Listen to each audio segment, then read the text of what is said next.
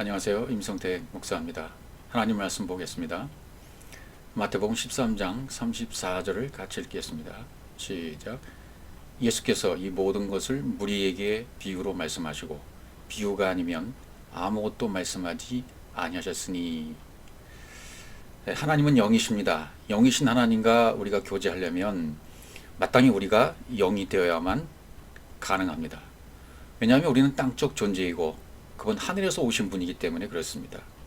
하늘이 품은 것을 땅에 있는 우리에게 가르치시려면 그분 입장에서는 방법이 없어요. 땅의 것을 빌려서 하실 수밖에 없습니다. 어떻게 땅의 사람들이 하늘의 언어를 이해하고 알 수 있겠습니까? 땅의 사람들은 도저히 하늘의 언어를 품을 수가 없습니다. 이해할 수가 없습니다. 그래서 성경을 오해하는 것입니다. 하나님의 능력도 성경도 너희가 모르는 거로 오해했다라고 마태복음 22장 29절에서 말씀하고 계십니다. 하나님을 오해하는 거예요. 성경을 오해하는 겁니다. 잘못 알고 있는 것입니다. 가짜를 진짜로 알고 있는 것이죠. 그래서 등장하는 것이 비유인 것입니다. 비유라는 말은 파라볼레, 옆에 던지다, 가짜를 옆에 던져놓고 그 가짜를 통해서 진짜를 알게 하는 것이 비유인 것이죠. 비유의 목적이 바로 거기 있습니다. 그래서 성경에는 비유, 상징, 수수께끼가 등장합니다. 오늘 이 말씀을 보십시오. 이 말씀에 기록된 것을 보시면 예수께서 이 모든 것을 무리에게 비유로 말씀하시고 모든 것을 비유로 말씀하셨다고 했습니다. 비유로 모든 것을 이 땅에 오신 하나님이신 그분이 육신의 몸을 입고 이 땅에 오셨어요. 나타나셨어요. 그리고 모든 것을 무리에게, 아직 제자가 안 된 무리 군중들이죠. 이 무리 군중들이 말씀을 듣고 나면 제자가 됩니다. 비유로 말씀하시고 비유가 아니면 아무것도 말씀하지 않으셨다, 이렇게 말씀하십니다. 전부 비유로 말씀하셨다. 예수님이 이 땅에 오셔서 성전에서 가르치시고 다니시면서 말씀하시고 회당에서 가르치시고 이 모든 말씀들은 전부 비유로 말씀하셨습니다. 씨 뿌리는 비유부터 시작해서 그물의 비유, 망대의 비유, 수 없는 비유들 전부 비유가 아니면 아무것도 말씀하지 아니하셨습니다. 그리고는 다 풀어주셨죠. 예, 풀어주신 말씀이 중요해요. 그런데 오비용의 기적을 말씀하시고 난 다음에 제자들이 그 말씀을 듣고 어떻게 반응을 하냐면 이런 말씀이 나와요. 이 말씀은 어렵다. 이 말씀을 누가 들을 수 있느냐? 요한복음 6장 61절에는 이 말씀에 대해서 수근거리니까 예수님 뭐라고 말씀하시면 이 말씀이 너에게 걸림이 되느냐? 걸림이 된다는 말이 무엇입니까? 내가 알고 있는 말씀과 다르니까 충돌이 일어나는 거 아니겠습니까? 예, 이 땅에 있는 사람들이 하늘의 언어를 들을 때 충돌이 일어날 수밖에 없어요. 잘못 알고 있고 성경을 오해하고 있는 사람들이 진짜 진리의 말씀이 들어가면 걸림이 될 수밖에 없는 것입니다. 제자들을 보십시오. 이제 무리에서 제자가 된 사람들이 말씀을 듣다가 뭐라고 말하냐면 걸림이 됐다라고 말하는 거예요. 충돌이 됐다고 말하는 거예요. 그래서 요한복음 6장 66절에 제자 중에서 많은 사람이 떠나가고, 오늘날과 너무나 다르죠. 진리가 전해지면 충돌이 일어나고, 충돌이 일어나면 많은 사람이 떠나가는 것이 정상입니다. 오늘날과 정반대인 것입니다. 오늘날 수많은 사람들이 자기 기준에 맞춰 놓은 설교를 듣길 원해서 교회에 모여서 수천 명, 수만 명을 모이고 있는데, 그러면 성공했다, 성공한 목회자, 성공한 교회라고 말하지만 하나님은 그런 거 기준을 말씀해 주신 적이 없습니다. 자, 우리가 비유로 말씀하신 이 비유의 말씀을 풀어야만 될 거 아닙니까? 수수께끼는 풀어야 되잖아요. 비유도 풀어야만 합니다. 풀으려면 이 땅의 언어가 좀 풀어지지가 않습니다. 그 뒤에 있는 말씀 보시면 이는 선지자를 통해 그러죠. 선지자를 통하여.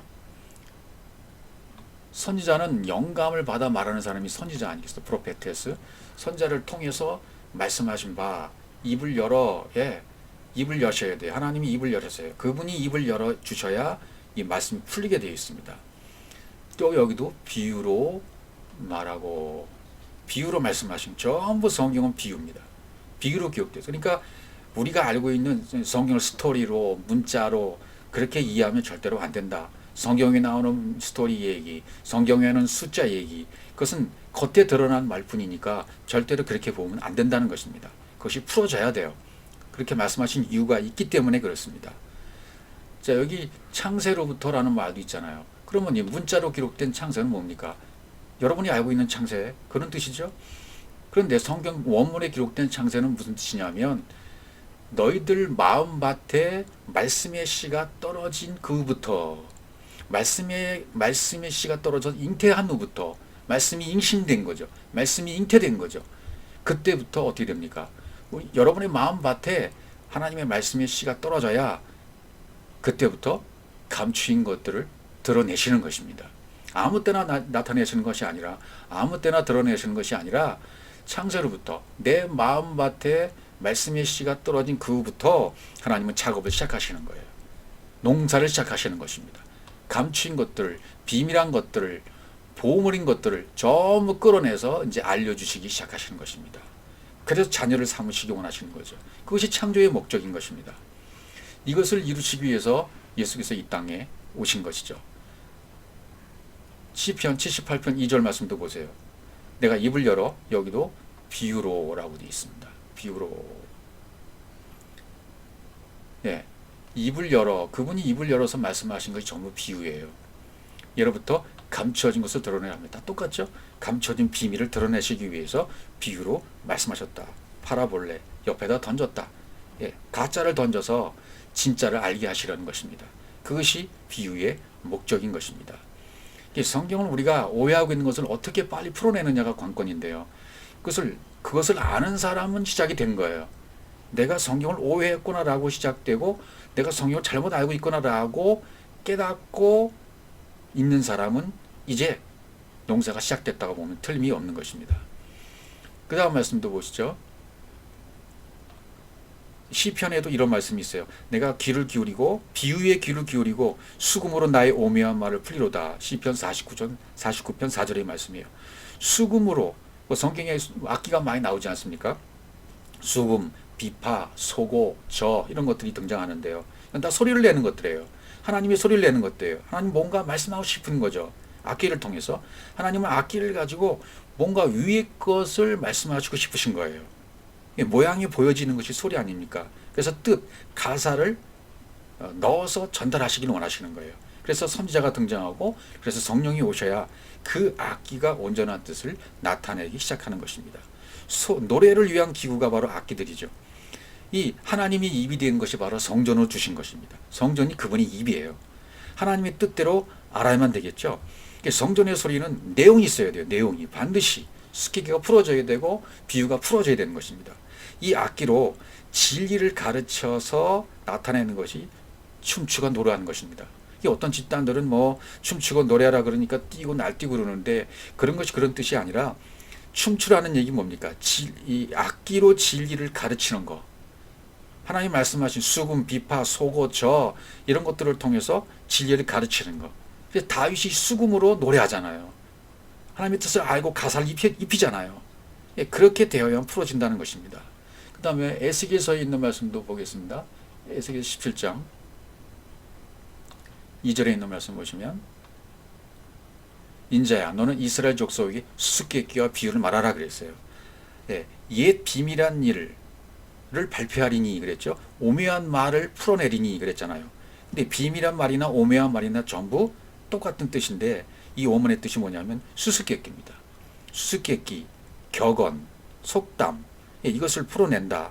음이 말하는 거, 잠언, 수수께끼, 이게 비밀한 말이고 오묘한 말인데, 신약에 와서는 이것을 비밀이라고 말했습니다.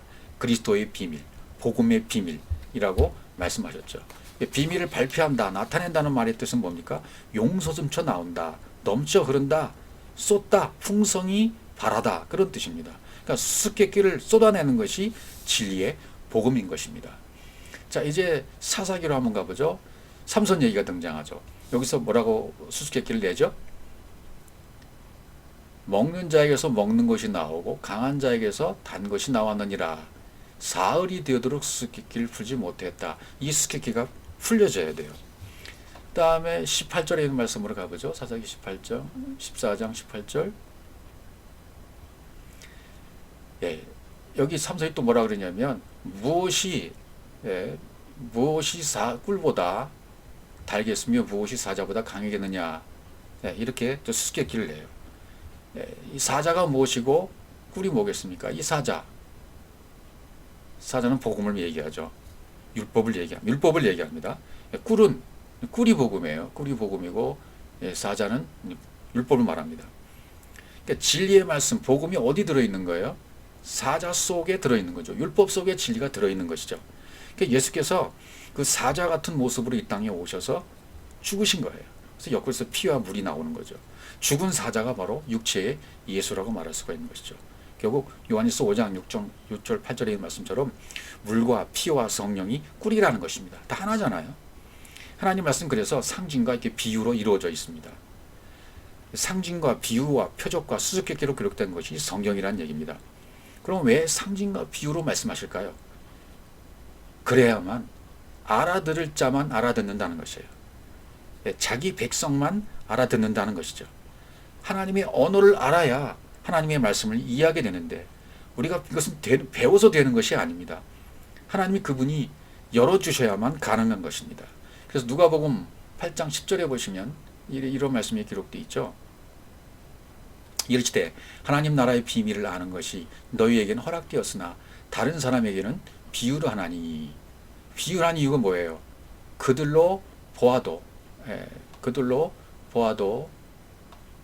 보지 못하고 그들로 보아도 보지 못하고 들어도 깨닫지 못하게 하기 위해서 비유로 말씀하신다고 그러죠. 허락된 자가 있다는 거예요. 하나님이 귀를 주시는 분들이 있어요. 들을 귀가 있는 사람들이 있다는 얘기죠. 그것은 아무 때나 되는 것이 아니라 때가 돼야만 돼요. 어떤 과정, 창세기 1장 7과정이 있는데 그런 과정을 통해서 쭉 성장해 나가다가 어느 시점이 되어지면 이것을 허락하십니다. 들려지게 됩니다. 처음부터 들려지는 것은 아닙니다.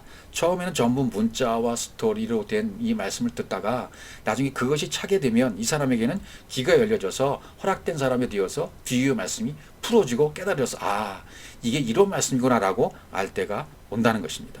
성경을 이제 분명히 말씀드립니다. 성경을 사건으로 보지 마십시오. 스토리로 이해하지 마십시오. 그렇게 이해하고 있는 것이 바로 우상이 될 수 있어요. 성경은 모든 글자를 세워놓은 표적입니다. 그러니까 성경에 사람이 나오죠. 또 뭐 짐승이 나오죠. 새가 나오죠. 동물이 나오죠. 사물이 나오죠. 지명이 나오죠.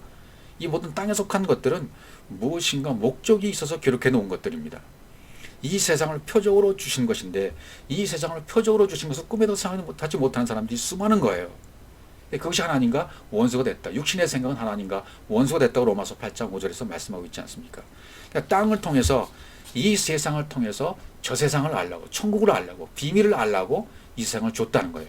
그래서 이 세상을 통해서 그리스도를 증언하는 증표로 인식을 못하면 그것을 우상이라고 말하는 것이죠. 이 세상의 의미를 안 사람은 이제 진리를 안 것입니다.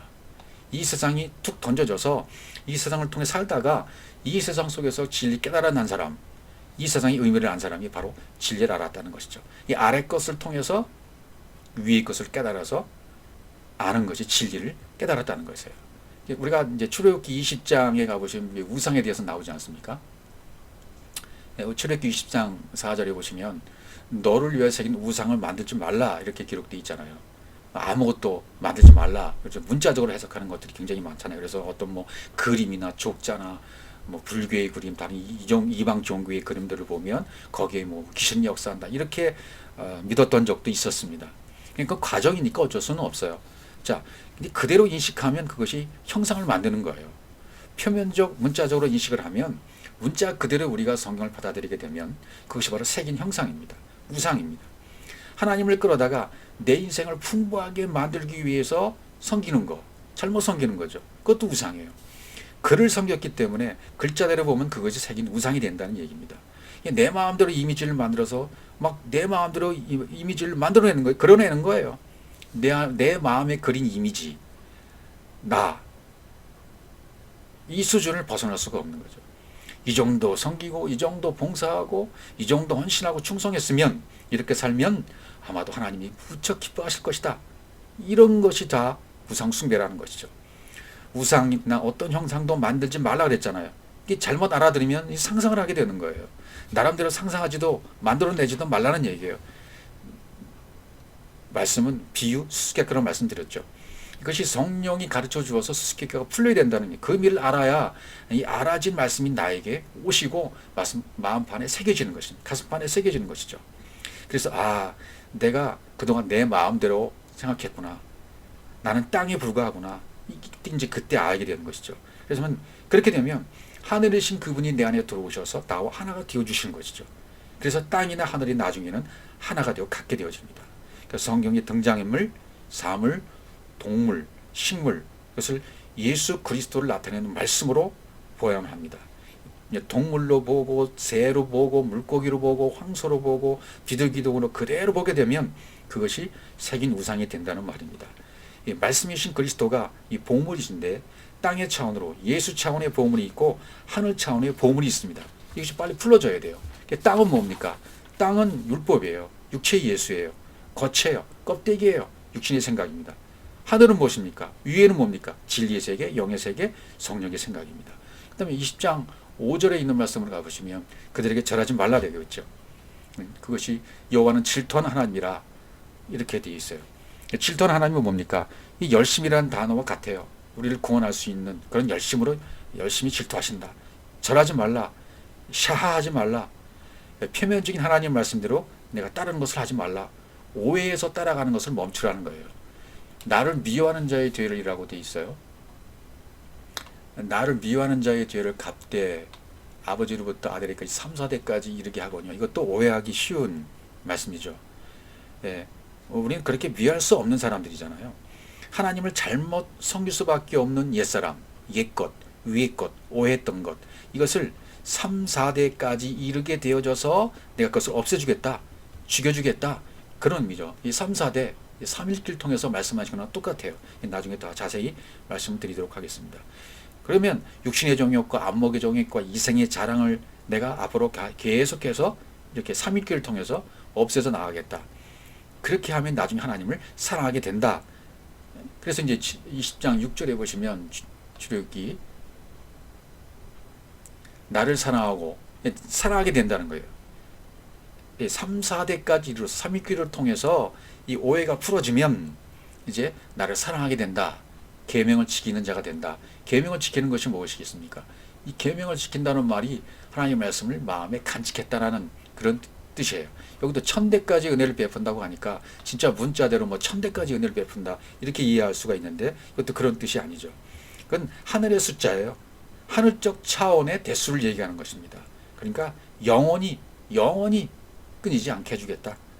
내 안에 영이 하나님의 존재로 내 안에 하나님의 존재, 하나님의 영이 내 안에 존재하게 되었으니까 끊쳐지지가 않는 것이죠. 그래서 상징적으로 1000대까지라고 표현한 것이기 때문에 문자로 보면 안 된다는 것이죠. 우주 만물을 그대로 보면 그것이 우상이라는 거예요. 사물을 그 자체로만 보면 그것이 절하는 것이 된다는 것입니다. 우주 만물이 하나님을 자신을 증언하는 표라는 것을 알게 되어지면 그것이 주님을 사랑하는 것이라는 것입니다. 계명을 지키고 간직하게 되는 것입니다. 그러니까 여러분 이제 이렇게 생각하셔야 돼요. 나에게 일어나는 일 있잖아요. 나에게 일어나는 모든 사건, 모든 환경, 모든 여건, 이것이 전부 그리스도를 증언하는 것으로 볼 수 있는 눈이 열려야 된다는 것입니다. 내가 보고 있는 모든 것은 하나님을 증언하기 위해서 나타난 말씀으로 표적으로 보셔야 돼요. 이 세상의 모든 것들은 일어난 일들은 나를 위해서 표적으로 주셔서 위의 것을 하나님을 깨달으라고 주신 말씀이구나. 이렇게 깨달을 수 있어야 된다는 것입니다. 자, 우리에게 표적으로 준 것이 너무 많아요. 이제 이 말씀을 보기 전에 고린도전서 14장 19절에 방언이 나오죠. 그러나 교회에서 내가 남을 가르치기 위해서 깨달은 마음으로 5마디 말을 하는 것이 1만 마디 방언으로 말하는 것보다 낫다 그랬어요. 이 방언도 표적으로 주신 거잖아요. 처음엔 다 겉에 말씀을 주셨죠. 그래서 1만 마디 방언이라고 그랬어요. 깨달은 5마디는 로고스이고 1만 마디는 셀 수 없이 많다는 거예요. 문자의 말씀이 흐레마의 말씀, 로고스의 말씀이 흐레마의 말씀 나중에 깨달아져야 돼요. 예, 그래서 율법 5, 진리 5, 열이 되어야 되는 거죠. 완전 하나님의 말씀으로 표현이 되어야 되는데 겉에 5, 안에 5로 주시는 거죠. 그러니까 이 방언도 실제적인 방언이 있죠. 이제 방언이 뭐 이적도 있고 치유도 있고 기적도 있고 뭐 귀신 쫓는 것도 여러 가지가 많이 있습니다. 이게 전부 다 과정으로 주시는 거예요. 이것을 통해서 주실 때 표적을 주실 때는요. 밖에 하나님이 내가 살아있지, 내가 살아있는 존재인 것이야 라를 가르쳐 주시는 것을 말씀하시는 거죠. 너는 지금 밖의 존재이니까 안의 존재인 나를 안으로 모셔봐, 나를 안으로 끌어들여봐, 나를 안으로 섬겨봐, 이렇게 주시는 것이 표적인 것입니다. 그래서 수많은 이적과 표적과 병 고치는 거, 방언, 표적 9가지 은사 등장하잖아요. 이 모든 것이 전부 겉의 것을 통해서 안의 것을 알게 하시는 그런 것을 주신 거예요. 그리고 다 지나가는 것이죠. 진리 깨달아서 로고스로 통역이 해석되어지면 그것을 새 방언으로. 그러니까 성경 66권 말씀이 방언인데 이 말씀이 풀어주셔서 나에게 그 말씀이 나오지만 하나님 말씀이 나와지면 그것을 새 방언이라고 말하는 거죠. 이렇게 분명히 달라요. 이제 갈라디아 4장으로 이제 가보시겠는데요. 여기 이제 두 여자가 등장합니다. 여종이 나오죠. 육체를 따라 낳고 하갈입니다. 자윤 여자는 사라입니다. 약속으로 말미암았다 이렇게 기록되어 있어요. 땅에 있는 에르살렘이다. 그저 다음 말씀해 보시면 이것도 역시 비유라고 말씀하셨어요. 이것은 비유니 이 여자들은 두 언약이라. 성경에서 여자라고 나오면 이게 좀 말씀을 얘기하는데 두 언약이다. 하갈 언약과 사라의 언약. 하갈의 언약은 행위 언약이고 사라의 언약은 은혜 언약을 뜻합니다. 분명히 이제 대칭이 되게 달라지게 되어 있는 것이죠. 그러니까 이 성경에 이 땅에서는 여자들이 아이를 낳지만 성경에는 고린도전서에 바울이 말하기를 남자가 아이를 낳는 것으로 되어 있습니다. 씨 있는 남자인 그리스도께서 자녀를 낳는다. 그렇게 표현을 해주고 있습니다. 이건 차차 다 이해하게 되실 것입니다. 땅에 있는 에르살렘이다. 이렇게 표현하죠. 땅에 있는 에르살렘. 그 다음 말씀에 나오죠. 이 하갈은 아랍에 있는 신의 산, 지금 있는 에르살렘과 같은 곳이니 그가 자녀들과 더불어 종로를 타고 하갈은 종로를 타는 것이죠. 그 위에 있는 에르살렘은 자유자다. 그것 우리 어머니다. 어머니, 여자. 이것도 오해하면 안 되죠. 문자로 오해하면 안 됩니다. 어머니 하나님이라고 믿는 사람들도 있지 않습니까? 우리 어머니라 언약이다. 그런 말씀에 이해하시면 됩니다. 땅에 있는 에르살렘은 뭡니까? 눈에 보이는 이스라엘. 에르살렘 뭘 모형으로 준 거예요. 하늘에 있는 에르살렘은 뭡니까? 안전한 곳, 평강이 있는 곳, 위에 있는 에르살렘. 우리 안에 항상 이렇게 둘로 존재하는 거죠. 땅에 있는 에르살렘을 통해서 위에 있는 에르살렘을 배우는 것이죠.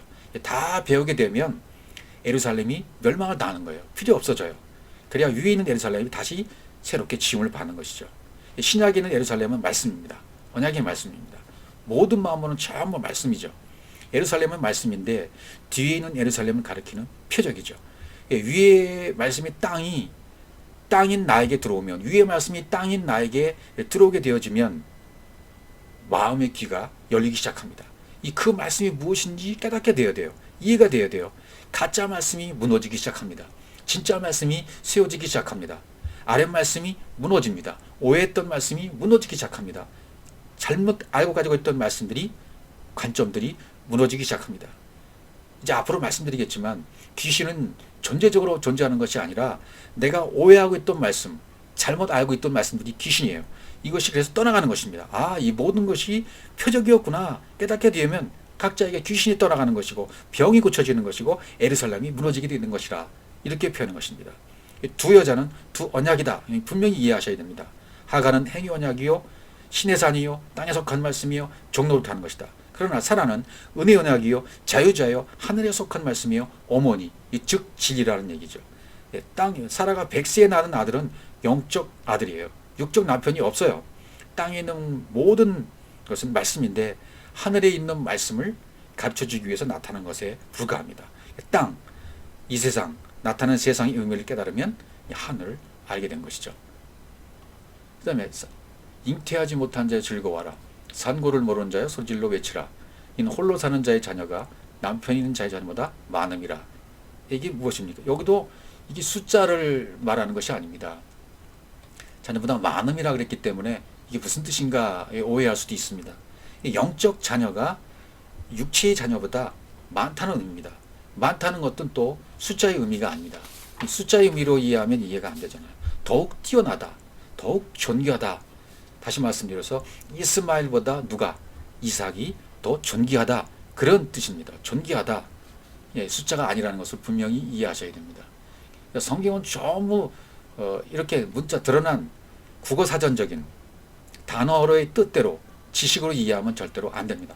오히려 정반대로 이해하셔야 돼요. 앞으로 이제 11조, 기도, 섬김, 선교, 뭐 이런 모든 성경에 나오는 단어들을 이해하게 될 텐데요.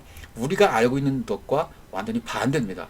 좀 기도도 잘못 알고 있고 11조도 잘못 알고 있고 예배도 잘못 알고 있고 영적 세계도 잘못 알고 있고 하나님을 너무나 오해하고 있는 것이 많은 거예요. 이것이 빨리 풀어져야 돼요. 그래서 이 성경에서 말하는 의미를 정확하게 이해해야 돼요. 약속의 자녀라는 것을 이해해야 되고, 예, 여기 성령을 따라 난 자가 성령을 따라 난 자를 난 자를 박해했다. 이 박해란 말이 나오죠. 이 박해란 말도 이해를 하셔야 됩니다. 육체를 따라 난 자가 성령을 따라 난 자를 박해했다. 박해라는 말도 우리가 그냥 이렇게 뭐 어려움을 당하고 뭐 어떻게 교회 나가서 박해를 당했다, 핍박을 받는다, 그런 의미가 아닙니다. 이 박해라는 말은 뭐냐면 진리의 복음을 듣고 나서 내가 처한 모든 상황들 있잖아요. 그런 상황에 처한 것들을 박해라고 말하는 것이죠. 그러니까 의미가 분명히 달라지죠. 그러니까 우리 일상생활에 일어나는 모든 일을 통해서 나 박해당했다 그런 말을 하게 되면 안 된다는 것이죠. 이 성경이 무엇을 말하나 그러잖아요. 여기서 이것도 성경이 무엇을 말하느냐, 성경은 이것만 말하는 것이야. 성경이 말하는 것은 이것뿐이야. 여종과 그 아들을 내쫓아라. 예, 우리 안에서도 여종, 종을 내쫓고 아들, 하갈, 이스마엘을 내쫓아라 그 말이죠. 내 안에 다 있는 것들입니다. 성경의 모든 인물들은 다 내 안에 있는 것들이에요. 12사도도요. 12사도의 모든 속성이 내 안에 다 있는 것입니다. 성경의 모든 인물들도 내 안에 있는 속성이 다 있는 거예요. 그러니까 하갈과 이스마엘 아들을 내쫓으라는 것입니다. 여종의 아들이 자유 있는 여자의 아들과 더불어서 유업을 얻지 못하리라. 그렇게 말하는 겁니다. 이제 쫓겨나면 어떻게 되는 거예요? 교체가 되는 거예요. 앞에 것이 뒤의 것으로 교체가 되는 것이죠. 겉사람이 속사람으로 바뀌게 되는 것이고요. 육신의 생각이 영의 생각으로 바뀌게 되는 것이고 문자의 말씀이 진리의 말씀으로 바뀌게 되는 것입니다. 인생의 스토리가 이제는 풀어져서 영생의 이야기로 전환되어 버린 것이죠. 이제는 첫 것이 피해지고 둘째 것이 세워지는 것입니다. 어둠이 빛으로 예수가 그리스도로 바뀌어지는 순간이 분명히 오게 되는 것입니다. 그래서 시브리서에 이런 말씀이 기록되어 있어요. 여기 하나님의 뜻을 분명히 말씀해 주고 있습니다. 하나님의 뜻이 무엇이냐? 그것은 첫째 것을 폐하고 둘째 것을 세우는 것이다 그랬습니다. 이게 하나님의 뜻이에요. 하나님의 뜻은 첫째 것을 폐하고 둘째 것을 세우는 거예요. 하나님의 사람들을, 하나님이 부른 자녀들을 다 구원시키는 것이, 하나도 잃어버리지 않고 다 구원시키는 것이 하나님의 뜻이라고 요한복음 6장에서 말하고 있지 않습니까? 첫째 것을 폐한다. 첫째 것이 뭡니까? 이건 문자, 성전, 장자, 에서는 반드시 폐해져야 야곱으로 세워지는 것입니다. 예수는 반드시 십자가에서 죽어주셔야 영이신 그리스도로 살아나시는 것입니다. 첫째 돌판은 깨지는 거예요. 그래야 둘째 돌판이 세워지는 거죠. 이게 되는 것이죠. 그래서 성경에 보면 여러분 맷돌도 나오지 않습니까? 맷돌의 의미도 위에서 돌리는 그 맷돌짝, 윗짝은 그리스도고 아랫짝은 율법이에요. 그리스도로 갈아져야 된다는 뜻이죠. 그리스도로 율법이 갈아져야 되고 그리스도로 예수가 갈아져야 되고 그리스도로 내가 갈아져야, 엎어져야 비로소 이제 진리의 사람이 된다. 그런 뜻으로 기록되어 있습니다. 자, 그러니까 이제 그동안 비유에 대해서 말씀을 드렸습니다. 이 비유의 뜻이 이해가 됐다면 그 다음에 이제 이런 말씀, 반대의 말씀도 있어요. 요한복음 16장 25절입니다. 이것을 비유로 너희에게 일렀거니와 때가 이르면, 자, 그렇죠?